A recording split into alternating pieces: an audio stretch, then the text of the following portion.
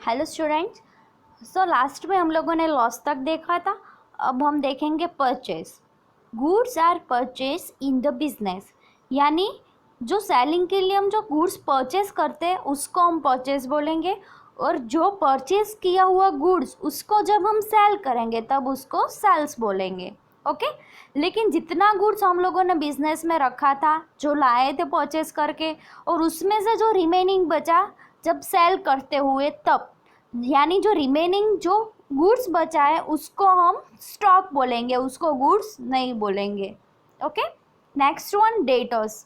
When a businessman sells goods on credit to his on customers, these customers are called as debtors.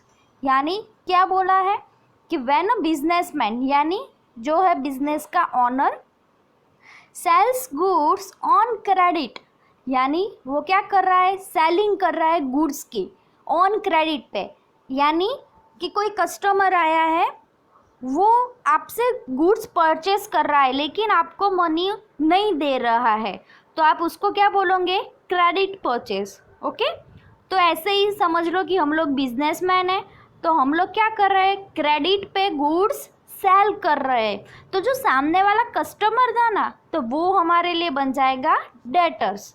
Okay debtors are treated as current assets. उसको assets क्यों बोलेंगे, क्योंकि in the future आपको money मिलने वाला है इसलिए। फिर है bills receivable. There are two parties, first one is bill writer and the second one is bill acceptor. एक बिल लिख रहा होगा और दूसरा उसको एक्सेप्ट करेगा। Where bill writer acquires right to receive certain amount as per predetermined date, in the future it becomes receivable। क्या हुआ इसमें, देखो दो चीज़ें आपको याद रखनी है, एक तो अमाउंट और दूसरा डेट। अमाउंट और दूसरा डेट। ओके क्या होगा, bill writer acquires right to receive. Bill writer के पास क्या होगा, राइट होगा। कौन सा राइट होगा कि receive certain amount as per predetermined date, यानी जो फिक्स अमाउंट होगी और उसके लिए भी फिक्स डेट की गई होगी कि उस टाइम पे आपको क्या मिलने वाला है, पैसा। Okay in the future it becomes receivable, यानी आपको रिसीव करना है, आपको कुछ ऐसी अमाउंट होगी जो आप लोगों ने दी हुई थी पास्ट में, यानी जो उसने गुड्स परचेस किया था आपसे और आपको पैसे नहीं दिए थे, जैसे कि समझ लो 20,000 का, तो आपको फ्यूचर में वो 20,000 मिलने वाले हैं और उसके लिए भी डेट फिक्स होगी। उसने आपको टाइम पीरियड बताया होगा कि आफ्टर 1 मंथ मैं आपको पैसे दे दूंगा, तो उसके लिए आपने क्या किया होगा, बिल लिखा होगा कि इस डेट पे 20,000 आपको मुझे देना है। एज ए एग्जाम्पल समझ लो कि 1 अगस्त को 20,000 देना है, तो ऐसा मैंने बिल में लिखा है, तो मेरे पास ऐसा राइट है कि मैं इस डेट पे इतनी अमाउंट उससे कलेक्ट करूं, तो ये क्या हो गया हमारे लिए, receivable. Bill is a bill receivable for the bill writer, जो बिल राइटर होगा उसके लिए बिल रिसीवेबल होगा। ओके उतना आपको याद रखना है। फिर समझ लेते हैं रिसीवेबल में कौन कौन सी चीज़ आएगी, डेटर्स आएंगे क्योंकि आपको फ्यूचर में पैसे मिलने वाले हैं। बिल्स रिसीवेबल, उसमें भी ऐसा होगा कि आप लोगों ने बिल लिखा होगा और आपको फ्यूचर में वो पैसे मिलने वाले हैं।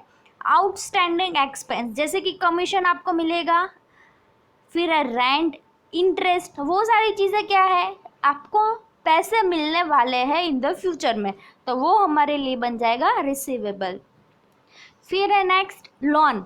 आप लोगों ने लोन दी होगी तो उसका जैसे ही टाइम पीरियड ख़त्म होगा वो सामने वाला आपको पैसे देगा।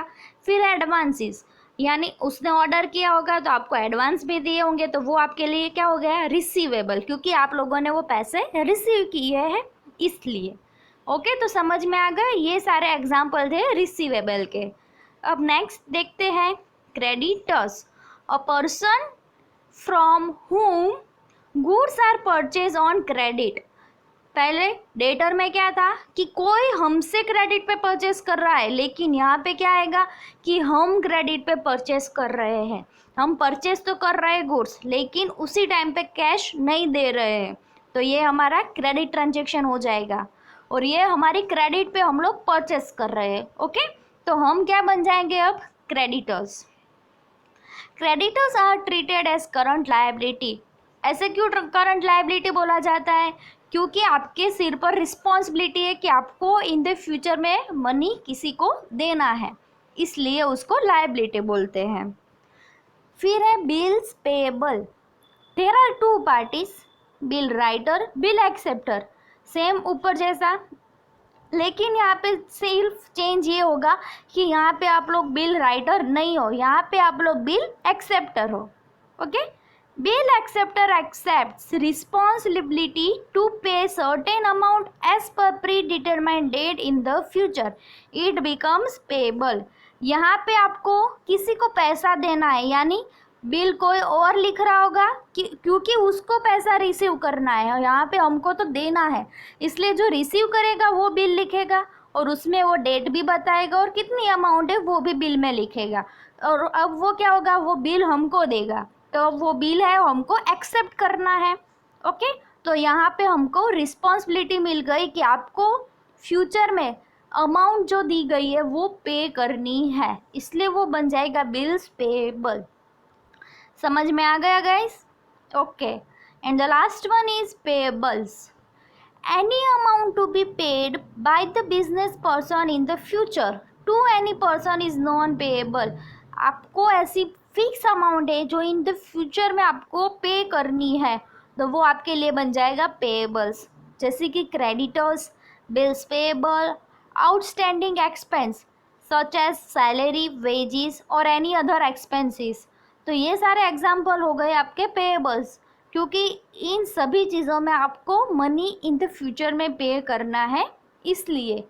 तो यहाँ तक थी आपकी terminology of accounting. I hope कि आपको समझ में आ गया होगा। ओके।